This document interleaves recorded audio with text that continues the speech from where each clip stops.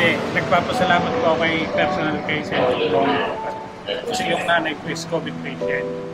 Tapos po, baga yung lahat ng gastusin sa hospital ay sagot ng malasakit ni Senator Bongo.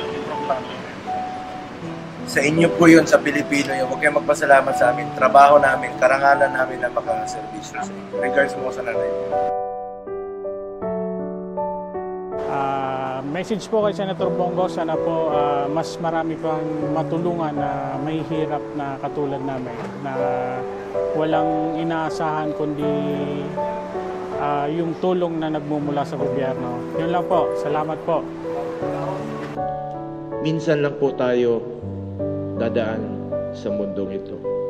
Kung ano pong tulong o kabutihan na pwede natin gawin sa ating kapwa, gawin na po natin ngayon dahil hindi na po tayo babalik sa mundong ito. Ako po ang inyong Senator Kuya Bongo, patuloy na magsiservisyo sa inyong lahat dahil ako po'y naniniwala na ang serbisyo po sa tao, serbisyo po yan sa Diyos.